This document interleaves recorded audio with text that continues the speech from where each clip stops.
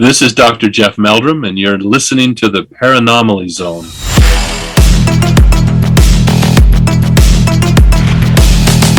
Look, I know the supernatural is something that isn't supposed to happen. It does happen.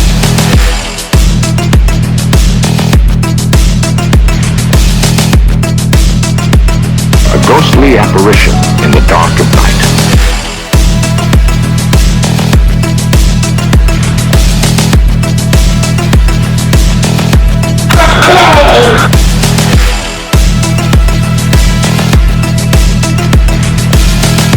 Human sacrifice, dogs and cats living together, mass hysteria.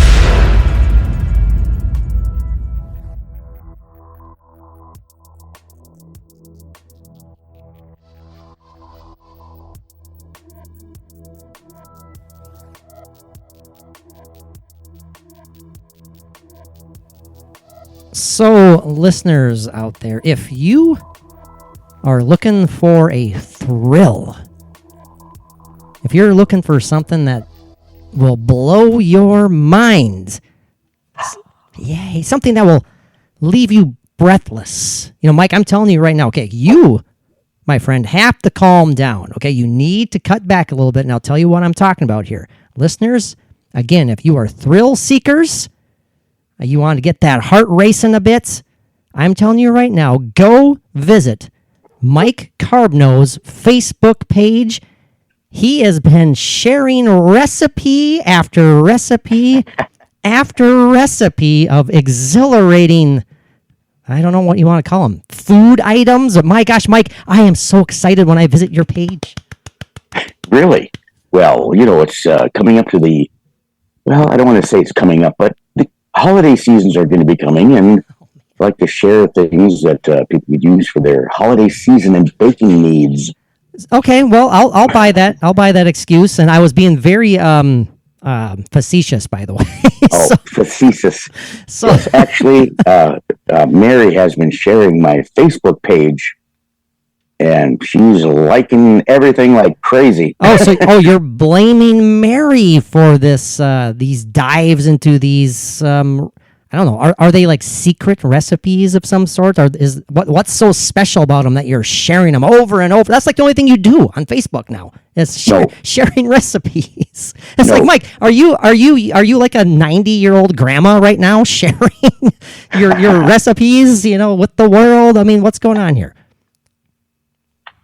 Nothing. No, okay. No, actually, it is. You know, Mary is actually sharing a lot of things on there, and you know, and I told her, you know, just do whatever you want on there and enjoy it, and that's what's been happening. And she's a great sharer. I kid, by the way, Mike. I'm kidding. I feel like I hurt your feelings now. And by the way, listeners, if you're wondering why Mike sounds like he has an ice bucket over his head, there is a reason. Because I do, and the ice pick is in my ear, and he has little eye holes cut out. Yeah. You know, right in the bucket. And made a little drill in the front that I can lift it like. Yeah, absolutely. Like Sir Galahad. Sir Galahad. Whatever. in the Holy Grail. Yeah, that's a good. Knights of the Round Table. Good visual. But hence when we are able. Very good. I feel like I'm watching the movie right now. What's the Paranormal? No, that was uncalled for, my friend. No, I'm kidding. But it is good to see you. Well, guys, if you haven't figured it out already, this is the Paranormal Zone, your weekly dose for all things, hey, you guessed it, paranormal, strange, and mysterious. My name is Patrick Koffenberg, and I am joined, as always, by my co-host with the ghosts, the paranormal poster boy himself, the man who needs no mic cord, Michael Carbno. Yes, that is the reason Mike sounds like he has that said ice bucket over his head while we record, because your microphone cord went out on you today. So we're making do. Yeah, so I have these cheap earbuds that have a built-in microphone, and just got to go with that. Sounded like you said beer buds. Beer buds. Beer buds. No. All right. No, and I'm not missing beer to where I would actually say that. Oh, hey, I never thought of that. Yeah, Mike's not having withdrawals by any means whatsoever. Oh, no. I have not had any alcohol since the Sally House. The Sally House, exactly. That's awesome. I'm making it up. I'm making up for you. So. Oh yeah, that's okay. Well, it is good to see you, Mike. We have returned. It is Friday again. We've returned to a Friday night recording. Friday. That's what I said. You sounded more dramatic than I did, but we had been releasing episodes the past few Sundays. We're back on Friday evening. We figured it was time. Sunday. Did you want to take over? Did you want to take over the show? I'm highlighting as you go. Okay. Carry on. Okay. Thanks for putting the lighting part at the end of that. So, I lost my train of thought. Oh yeah. Sorry. We decided it was time to return to our Terminal sub-series. It's been a while. It's much needed. It seems to be a fairly popular little sub-series. If you are new to the program, and believe it or not, we do get new listeners on occasion, time to time. Our Terminal sub-series is where we basically slam the book, our personal book, on any subject of our choosing. We give it the final yay or nay, no shades of gray. We slam that door, never to bring them up again. The last few have been like, Valiant Thor we covered. That seemed to be a popular episode. Demons. We walked down that aisle with demons again, so no worries to longtime listeners. This Catholic boy shall not, ding, ding, ding, bring up demons ever again. And that's not a promise, because I'm sure I will down the road. We're not going to focus on them, solely focus on demons for an episode. Then the last one we did was Giants of Earth, past giants, perhaps current giants, in the humanoid form. Have they, do they? Hominid. Yeah, very good. Humanoid, hominid, whatever. Have they ever existed? Do they exist on this earth? But yeah, we give our final opinions, yay or nay, no shades of gray. Today is no exception. We're diving into a pretty interesting and cool, fun topic. The idea of shapeshifters, Mike. Now, this is something I know we've mentioned in passing several times. Skinwalkers come to mind immediately when we think of the shapeshifter phenomena, but we've never really sat down and had a chit-chat about them and gone back and forth, and I think it's about time. Mike's smiling and laughing at me. Have a chit-chat. Shall we have tea? Along with our chit-chat? I think so. Have a crumpet or a scone. A piece of toast with whole butter. That is one thing I will tell you right now. I have a lot of pet peeves. Shocking, right? A lot of pet peeves. And I mentioned this to Bridget not that long ago. Well, actually, the latest pet peeve that I pointed out to her, and her response was, "You need help." But this is not this is not the point I'm getting to, but the latest one I shared with her about my pet peeve was I can't stand listening to or watching people bite into apples. I don't know. It's something about it. It just actually, it's like grates on me. It's like the classic fingernails on a chalkboard. Just and I like apples. I just can't stand looking at them, hearing people eat them. You don't have to. I mean, you can love an apple. You don't have to like the way they sound. That's very, very true. And it's not how the apple sounds; it's how the person sounds. But I don't know. It's actually combo sound crunching through the skin into the meat. That's exactly right. That's exactly right. So, getting back to why I brought up pet peeves, because when you're talking, would you like to have a cup of tea? It's a wee spot of tea. It's a visual that bugs me. And yeah, maybe I do need help. I don't know. I cannot stand. It drives me nuts. And I'm sorry to our listeners who may do this. I mean, more power to you. It's just me. I'm being a dork. I cannot stand the visual and the sound of people drinking their tea out of a glass cup with a little glass tray / plate underneath it, and clankety have to have their cup sitting on the flippin' miniature plate. Why? What is the necessity of said plate? The sound of it, clankety, and just it comes across to just like, I'm better than you as I need this tray to support my cup. I'm done. Are we back? I'm done. I'm sorry. I tell you, Patrick. Well, what? There's a lot of etiquette here. Yeah, I get it. That's why I wouldn't. I apparently don't have etiquette. I have none. I get it. I wish my wonderful English grandmother were still alive, and she went through all the schooling in her orphanage that she grew up in England. I know, that's the thing. And it's like it's a lot of etiquette. I mean, is there any spillage? Is there any drops that you might want to catch from that? Do you need do you need to have that to hold your cup to steady it? I get like the classic etiquette, the classic schooling, the British, tradition almost of, like you're talking about. And I have total respect for that. I respect your grandmother. Everything she was taught, I'm sure she was just a polite wee little lady. Oh, and beautiful. But when I see it on American programming every now and then. I mean, there's nothing to do with British at all. I mean, it's American examples that I've seen and heard, and it drives me bonkers. And I apologize. I will seek help on Monday.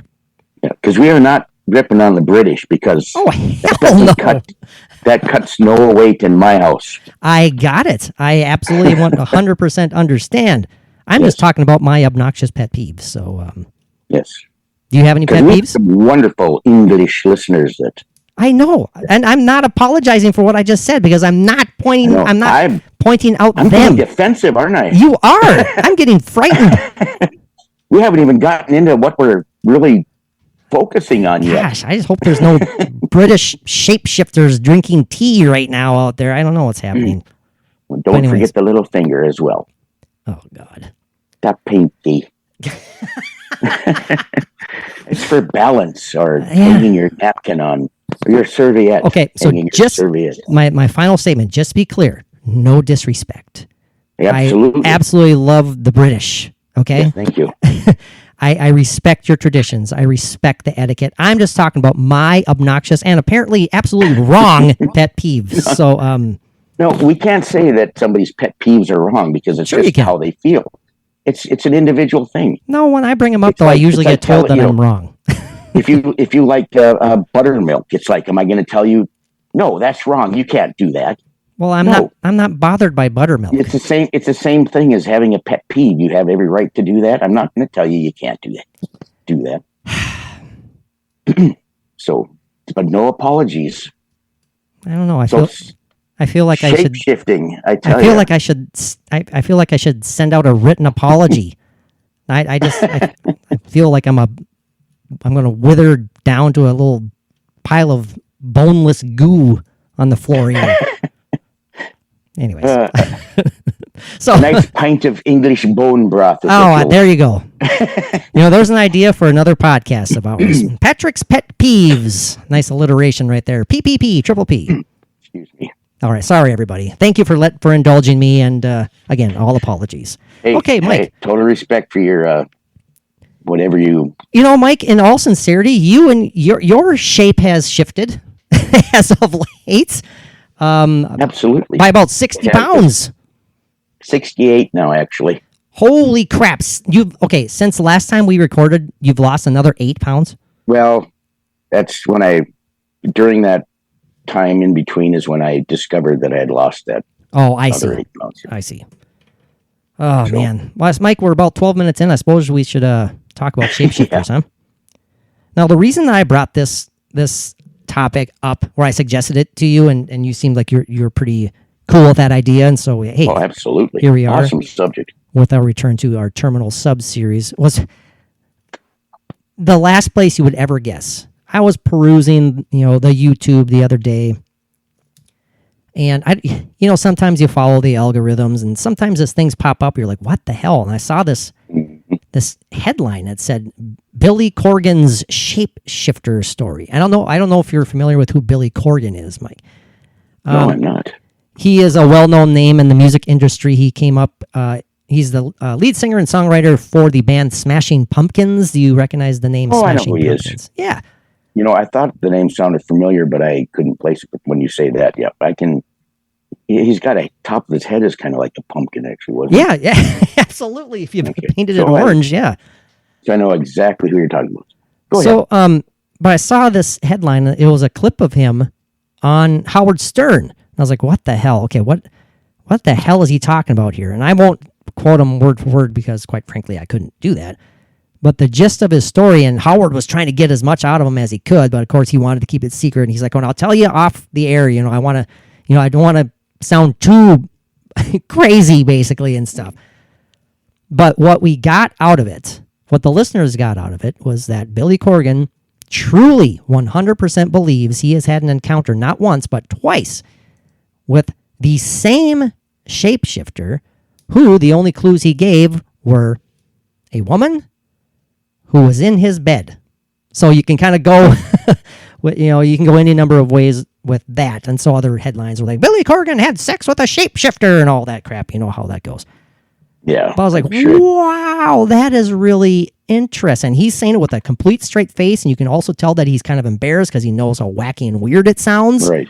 Which makes you want to kind of believe him even more because he's, he didn't come across as a liar to me when it comes to that story. So henceforth, well, not henceforth, but hence, that's why we're here talking about shapeshifters now, because that was a very intriguing to say the least. Story there by Billy Corgan. If you haven't seen that interview, go check it out. It's pretty interesting, and judge for yourself. Now, Mike, I know we've talked about. Oh, go ahead. Yes. Go ahead. No, I was going to say, so a woman shapeshifter, but if it's a shapeshifter, is it actually a man that is shapeshifted into a woman to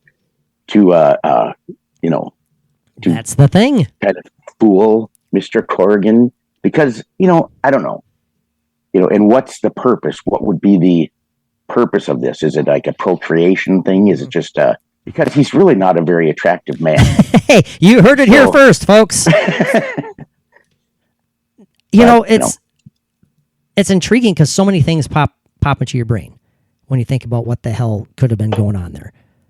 I mean, I'm not suggesting he was, but of course, the skeptic would go like, well, you were obviously effed up on some sort of hallucinogenic or something. All you rock and rollers, the drugs and the marijuana. He said that himself. He says, he goes, Howard, I'm telling you right now is that I could have been hallucinating. All I'm saying is I saw that not once but twice. That's what I saw. But he wasn't saying he was hallucinating because he could have been hallucinating because he was on something. He was just saying, maybe something weird like that happened to me, and all I'm telling you is that I saw this. Yeah, but it was something that was significant enough and something that was solid enough in his mind, enough to be real. Right. To not just let this go right away as something that, I was just messed up. Exactly. So this definitely had a lasting effect on him. So very possible something there.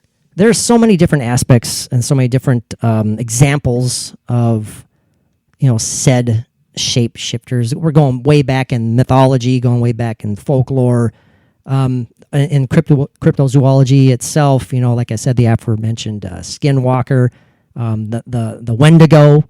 I mean, there's so many different possibilities. And hopefully, we're going to run through a bunch of them here. And what are you doing, Mike? You're doing like a cheer? No, I was pointing up at the top of the screen. Yeah. I got the same message. So I'm good. No, we're very professional here, so we get a 10-minute countdown when this portion of our chat needs to come to an end. But never fear, we've just got it started here. We're not going to be wrapping it up in 10 minutes, that's for sure. But so where do you want to go with this, Mike? We're going to spare our listeners with any sort of history lesson. Again, frankly, we wouldn't be able to do that, I don't think. Depends on what kind of history you want to cover. Have you ever had any sort of personal experience, Mike, where it could fall under the category of some sort of shapeshifter at all, even in a dream state? I know it's a weird question, but it's because I don't think I have, not even in a dream state. But it's something that I would love to experience. I mean, you would love to experience it. You wouldn't be freaked? I would love to experience. Well, then you hear the stories about the skinwalkers and things like that, and what's their purpose? What do they? A lot of people go disappearing in the woods, and and if there's skinwalkers out there, and you hear about what they can do and what they do, Yeah, I mean, that would make me think different. But we'll briefly talk about some of the Navajo lore of the skinwalker, sure. And along with fantastic few legends other examples. Would you consider when we were, not flippantly talking about it, but the idea of maybe perhaps Billy Corgan was being intimate with some sort of a shapeshifter,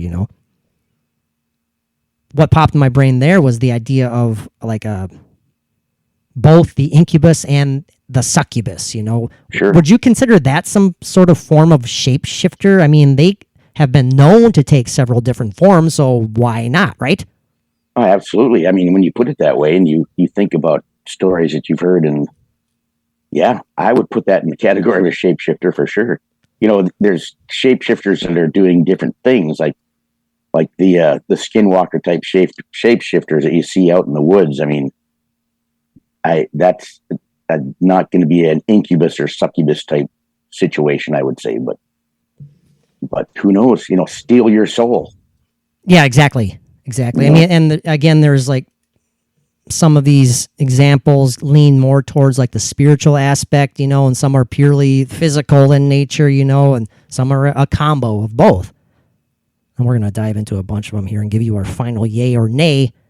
No shades of gray. Do we believe in the existence of said shape shifters? Mike, that's a good little segue into our much needed break here, I would say. Do you mind hanging around for about 2 minutes, and I'll send you that second invite, since, like I said, we are professionals and we need to break this down into 2 separate portions. Are you okay with that? I am fantastic with that. Okay, you just had a blank look on your face. I think because our internet connection was shocking unstable at that moment. So we're nothing but we soak ourselves in professionalism here. So I stink of it. Well, that's what hey, you said it, not me. All right, hold on, boys and girls. This is going to seem absolutely seamless, but you know what? Hey, Mike, you know what? Talk about on-air production meetings. It's been a hell of a long time. A hell of a long time since we've taken a time-traveling excursion. This is true.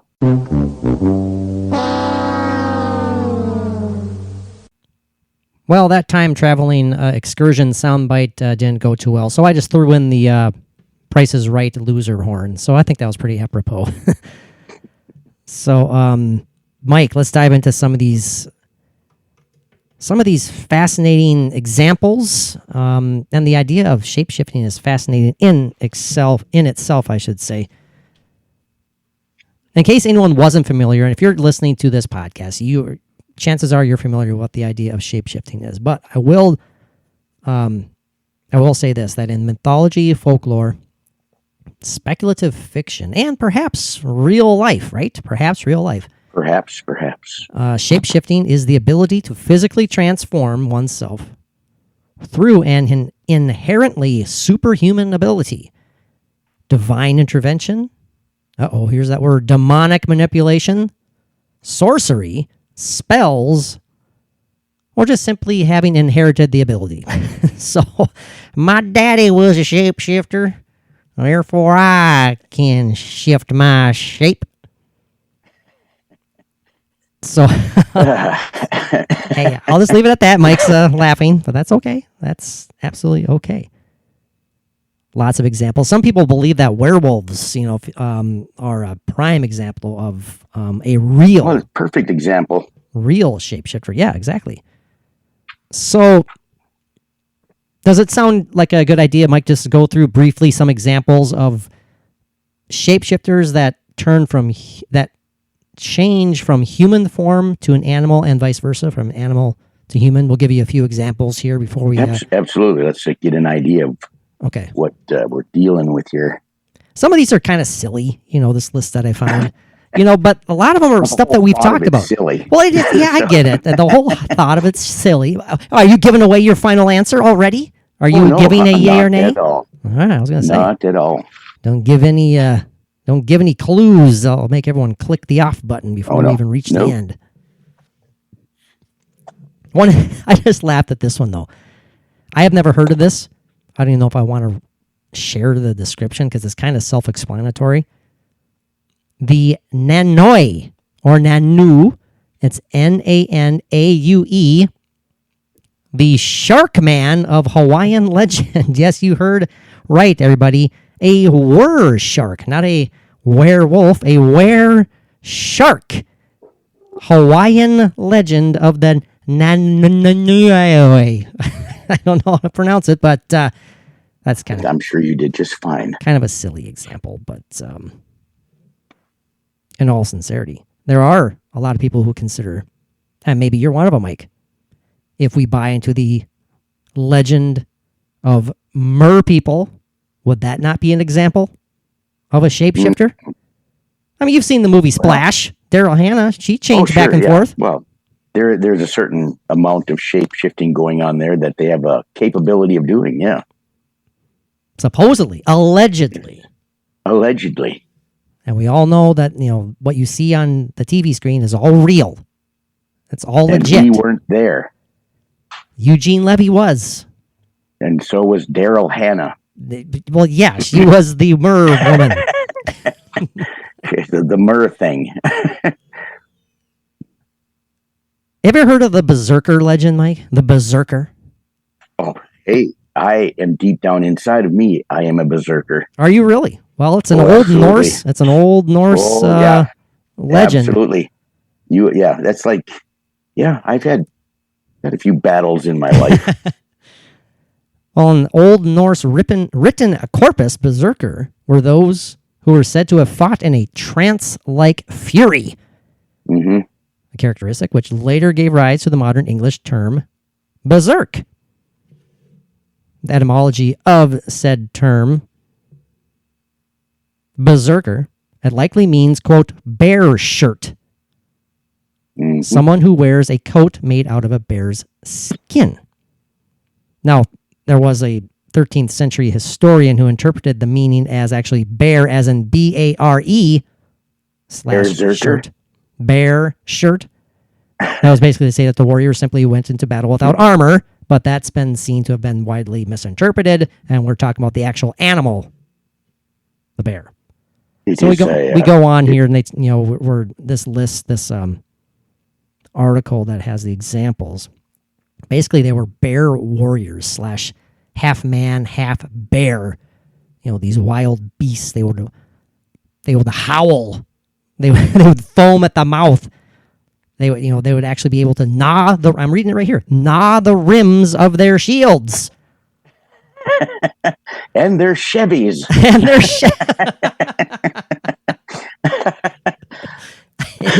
Well, according to belief, during these fits, these bear warriors were also immune to steel and fire, which of course made great havoc among the ranks of the enemy. When the fever, as it was referred to, abated, they returned to a weak and tame state. With a slight rash. That's crazy. No, I have long, thought of the berserker legend, being. It's really interesting. I mean, it is. Yeah, it's a great Viking thing. It's like, right. There were actual berserkers that, but were they shapeshifters? I don't think so. Like you described what they wore, the bear skins and the, if they were coming after their, whoever they're fighting against, and their enemy sees these, these crazy animalistic and animal looking things, screaming and yelling, foaming at the mouth. I mean, that is such a tactical, Oh God, yes. And, I think that maybe they were, kind of hopped up on some kind of a, brew or something that, something that got them going, and, well, it's one thing. It's one thing to look at it as look at it from the perspective of the enemy attacking these crazed, warriors. But then you can kind of flip it around, and perhaps dressing in such garb truly did bring out the animalistic nature of, these warriors again. Maybe they felt like they were being emboldened by the spirit of this bear, you know what I mean? Mm-hmm. And, absolutely. And in a sense, they were becoming such a thing. I get that. It's like the Haka warriors with their chant, in the islands and that are, it's so impressive. And they stomp and make the faces and the yelling. And it's, I think that was originally a type of, tactic for scaring their enemies and things. Oh, and Mishka agrees. A dog. We've spoken in depth quite a bit about the legend of the Wendigo.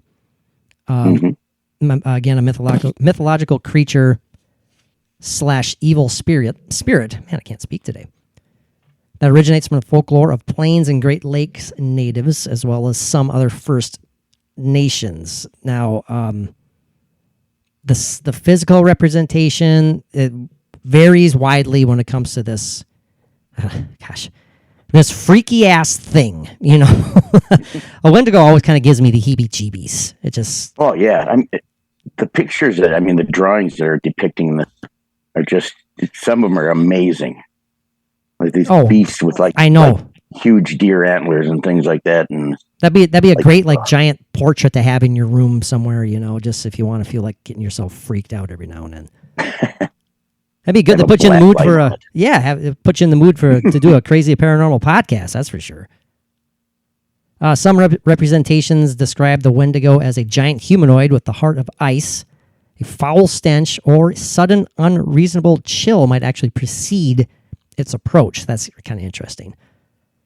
Now, you hear all stuff about Bigfoot. Obviously, there's some similarities between the Wendigo legend and Bigfoot stories. You know, the foul stench is a huge one. Yeah, absolutely.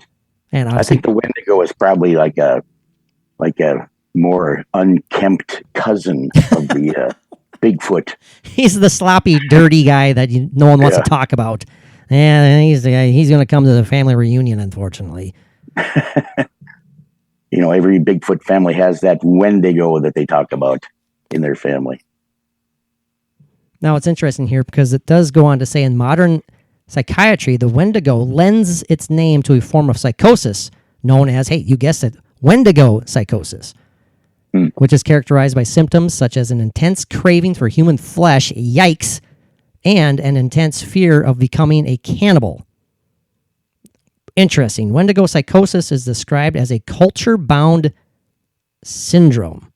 In some First Nation communities, other symptoms such as insatiable greed and destruction of the environment are also thought to be symptoms of Wendigo psychosis. Very, very interesting. But we go on here in the folklore aspect of the Wendigo. This is a description here from an Ojibwe teacher and scholar, Basil Johnston. And he went on to write and describe the Wendigo as gaunt to the point of emaciation, its desiccated skin pulled tightly over its bones.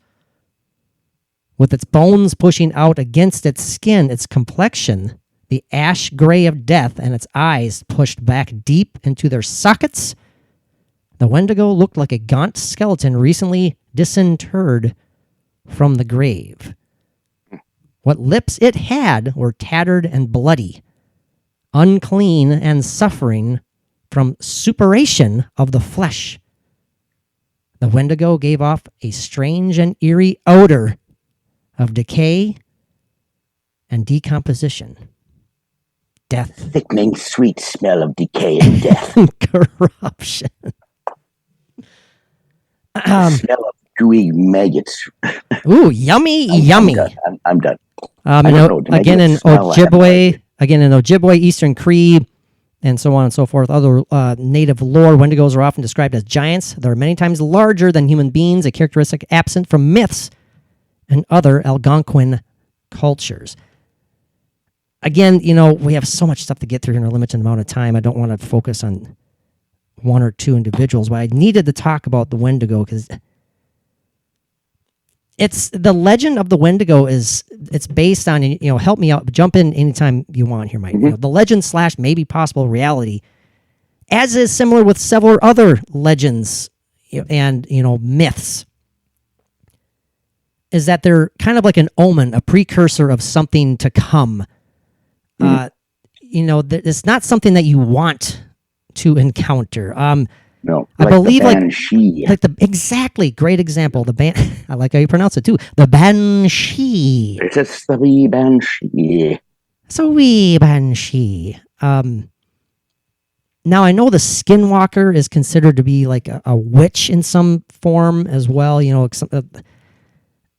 the Wendigo could be similar in nature. Again, there's so many different interpretations and descriptions of these things. But I mean, it morphs into this, what we have, like we kind of described before. I kind of tend to look at the Wendigo creature itself as just that, as a creature of spiritual conception, if that makes any sort of sense. Sure.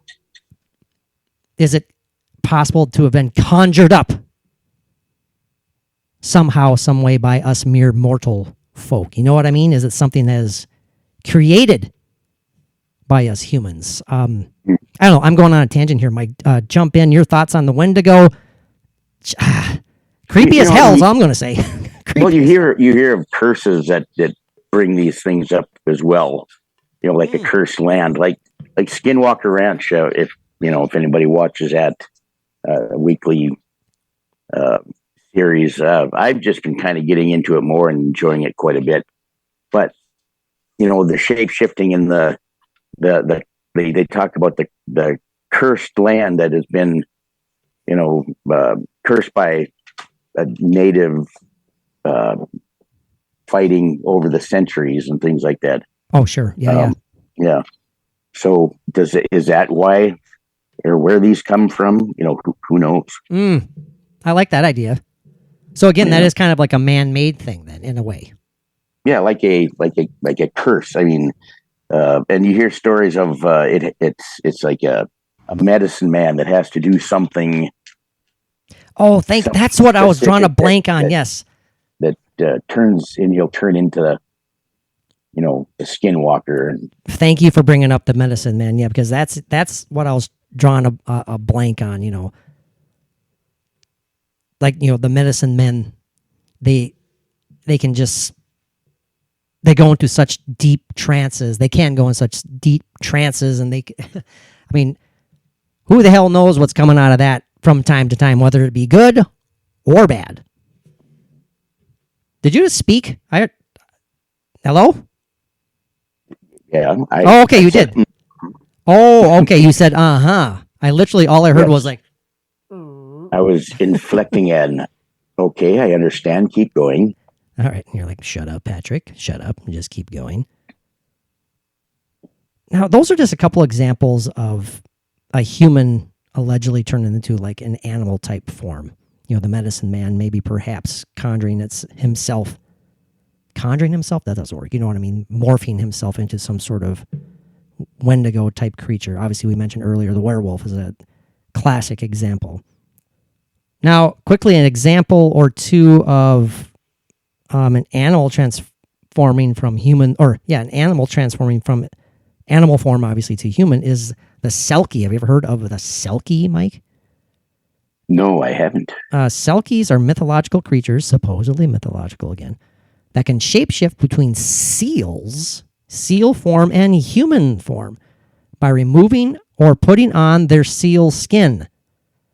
They are featured prominently in the oral traditions and mythology of various cultures, especially those of Celtic and Norse origin. That's a really interesting one. I've never heard of seal shapeshifters. Well, depends on where you're from, I guess. I guess so. No, if you're from Lapland or something. Well, you don't want to meet those Selkies from the bad part of town, if you know what I'm saying. Yeah. Selkies have a dual nature. They can be either friendly and helpful to humans, but they can also be dangerous and vengeful. Selkies are often depicted as attractive and seductive in human form, and many stories involve Selkies, get this, having romantic or sexual relations with humans. Sometimes now there's some succubus stuff going on. There's some succubus stuff going on there, 100%. Sometimes resulting in little Selkie children. But also goes on to say there that Selkies can be coerced or tricked into marrying humans, usually by someone who steals and hides their seal skin, preventing them from returning to the sea. Oh, you dirty bastards, you. I'm going to take your skin and you're stuck with me forever. I want my skin back. Yeah. That's This is exactly. ridiculous. It was kind of interesting there for a second until like, nope, I found this damn seal. It's not going anywhere. They're But who are mine. we to say? I mean, there are stranger things that Great show, by the in way. this world. Another example here. Again, we realize how silly some of these sound. As Mike said earlier, the concept itself is silly. We're not saying it's not legit. We're not giving away our Oh answers. yeah, exactly.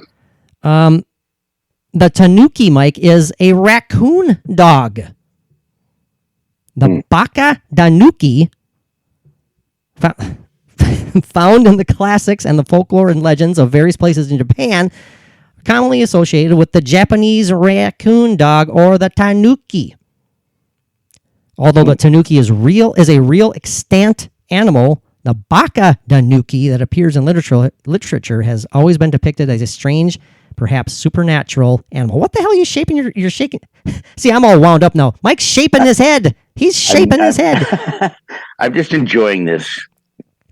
I apologize that I'm reading so damn much, but I want to get through as much as I can, and I can't do this off Hey, the top if you of my weren't, head. you wouldn't know this stuff.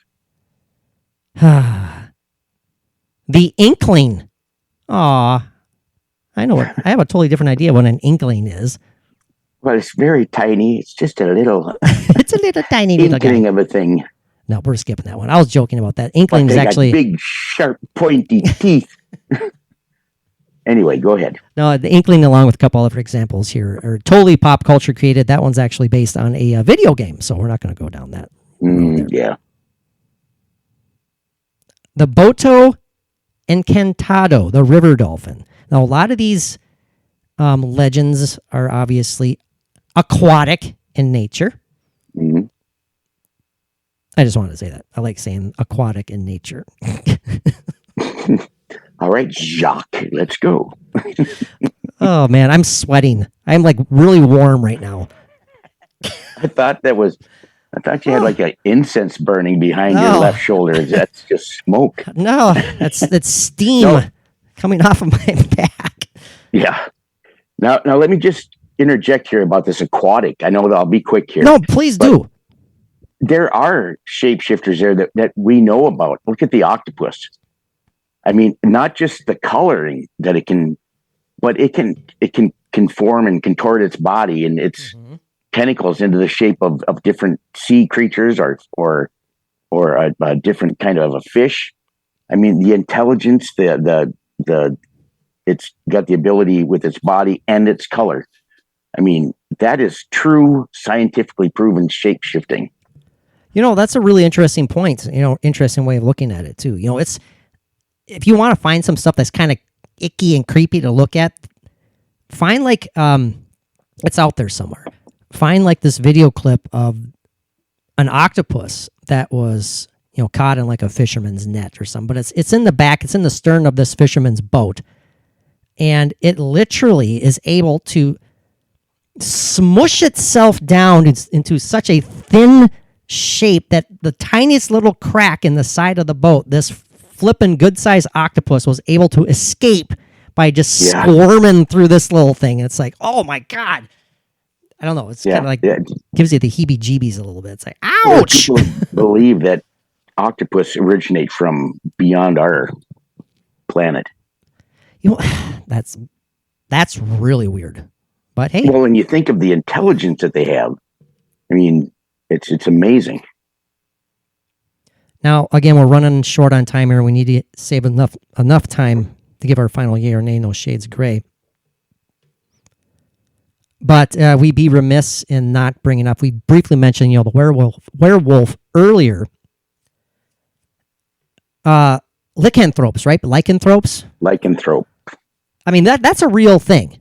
And whether or not you buy into it being supernatural in nature of like a human being shape shifting into this creature, we did cover a case of that gentleman from England.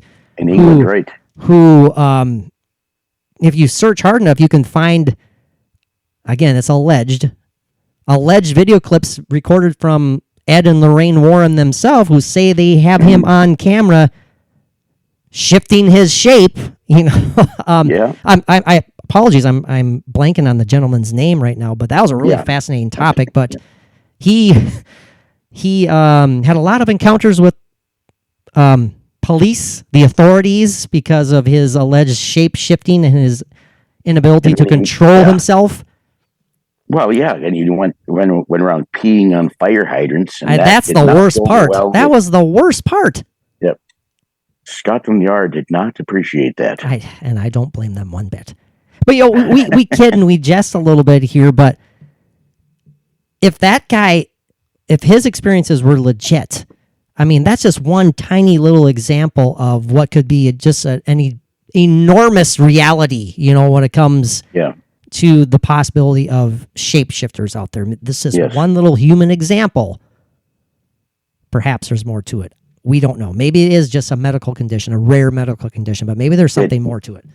It very well could be, but, just think of how many examples of this could be out there. Like you said, we don't know. And I'll just fly through a couple of these here, because aside from animals turning into humans or humans turning into animals, other alleged examples of shape-shifting include, well, there you go, demonic possession / demons, changelings, doppelgangers. Now I have never really thought of that as a form of shapeshifter.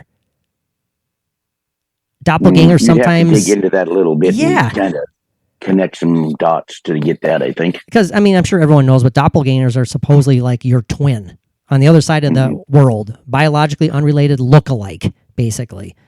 So could it possibly be a doppelganger is a specific creature that has... Oh, there you go. Maybe a form that is, not human, not anything, but it can make itself into anything. Right. So that would be where the shape-shifting is. A doppelganger is actually... I like that idea. A specific creature. That's creepy, but that's kind of cool. Now, it's kind of similar to another one. What would be the difference here? Another example they give is of a mimic. It's just basically the same notion, the same idea, just another name for it, I believe. We have the Tengu. We have the... I'm not even going to read that one because that's an obvious joke. We have from Futurama, Mike, the where car. The where car. Yeah. You want to know what the where car is? It's otherwise known as the honking. It was honking. The honking featured prominently in the 18th episode of the second season of American animated television series Futurama. The honking. Sure. So I got it. You got it. You get the joke there. You get the gist. I've never really watched Futurama. I've never watched it. Bridget has it on every now and then. It looks pretty interesting. God dang it, Mike! We got our second sign already. That's time to go. But that's what terminal episodes are all about. Again, these are hardly history lessons. They're hardly anything that you're gonna. Hey, Professor Johnson, listen to these guys. You'll learn something from them. No, we're not saying that right now. You'll learn that this world is full of idiots, and they usually are in pairs of two. Yeah, and they have every now and then have a podcast. Yeah. Well, thanks for listening, everybody. But Mike, it is that time. The time is running out on us right now. We gave a very brief rundown of some examples. Some obviously kind of more on the silly side than others, but in all sincerity, Mike, of all the examples / aspects of the shape-shifting phenomena, where are you sitting? Not literally, I know where you're sitting right now. You're sitting on your chair at your podcast desk. Yes. How do you straddle that paranormal fence when it comes to shape-shifting, Mike? You got to give it the yay or nay, no shades of gray. Well, to put it briefly, simply, and concise, I will say yay. No way. No way, he says yay. I say yay. There is something out there. I'm not going to say a caveat. I'm not going to say that I know what it is, but there is something out there. And, I go to this answer often with these things that, well, there's something out there. Yes, there's something, but I don't know what it is. Mm-hmm. That's like just an easy way out. But I think, the legends, the stories that have been handed down for generations from, native history, they start from somewhere, like we say with other things. That this starts from something. And I think it did start from something, and that something is still going on. And like the shows, like I said, like Skinwalker Ranch and Beyond Skinwalker Ranch, great example. Very interesting show. And so you're giving it, learn some things. you are giving it 2 enthusiastic thumbs up. Yay. Yes. All right. Now, I did update the show description. I mentioned this a couple weeks ago. Basically, it says hosted by, one fervent believer and one open-minded skeptic. I think that's fair. I ran that by you, see if you thought that was okay, and I think it describes us pretty well. You did? Not saying that you believe everything blindly, Mike. You believe things with Right. with your heart and your mind. You don't just Right. willy-nilly go, yep, it's real, without even thinking about it. I gotta feel it. I got a feeling. Well, Mike, I might shock you on this one. Okay. Or not. Final word. Skinwalkers, Mike, jump out to me as beyond creepy, but also with an underlying spiritual aspect to it. And that's what I like about it, is this potential spiritual aspect. Whether it benevolent or malevolent. I think there's something there that is beyond the physical. Mike, I'm giving this a damn yay. As bizarre as some of this sounds, and it's kind of how flippant we might have been joking about some of these crazy examples. Well, that's how can you not? Yeah, well, no, not you, but how can you not kind of giggle and laugh at some of these things because they just sound like, really? I'm wrapping myself around the possibility of this being real. I'm giving it a yay simply because the potential of it having that underlying spiritual conception. You know what I mean? Yeah. I like it. I like the idea. Totally I'm giving it agree a with yay. Absolutely. I think that's fantastic. And you put it so eloquently. And not when I really. was trying to say it, I would sound like a bumbling toad with only half a tongue. A bumbling toad with half a tongue. That's very It specific. doesn't sound good. Well, But yeah, you're right. You're right. I agree. is this the first time that we've both had? I don't think it's the first we've had Mm. duo yays. I think we've both agreed on something before, giving it the big thumbs up. Can't pull it right now, but I can't think of that. no, but I get distracted by the countdown thing. I keep looking at it. I'm just like, God damn it! How much time we have left? Like, how many thoughts do I have to share here? I need to get out. I'm failing I had miserably. to get closer and move my glasses up so I can look under my bifocals. Well, it's time to wrap it up, though. Short and sweet. This has been pretty fun, Mike. Fascinating topic. Yeah, I do like the absolutely. idea. I do like the possibility of shapeshifters, so much so that I particularly believe that the skinwalker phenomena is real. It's based on something legit. So we're going with that. As do I. As does Mike. Well, thank you so much for tuning in, everybody. I know it was kind of a bumbling, stumbling episode, but we somehow made it through, and hopefully it was pretty entertaining. Definitely not informative, but maybe entertaining slightly. That's right. Maybe? I don't know. Hopefully. Christopher Walken, if you could describe this episode in 2 words, what did it remind you of? Turd pile. Damn it. He doesn't like any of our stuff. No, I don't want him on our show anymore. Well, he's been quiet the whole time. He's been very polite. He has to give it in every now and then. So I promised him I'd let him get on the show. So anyways. But why does it always sound the same when he says it? I don't understand that part. Well, I sedate him. So anyways, thanks, Mike, for making this work. This has been pretty cool. I'll put the show together and let you know when it's available and up and running, and we'll start prepping for the next, but not really, because we never prep. Yeah, well, just think if we did. Yeah, we might actually be good. All right, on that note, Mike, until next 10, time, what do 9. stop it. What do our awesome friends of the podcast need to do? Peace out.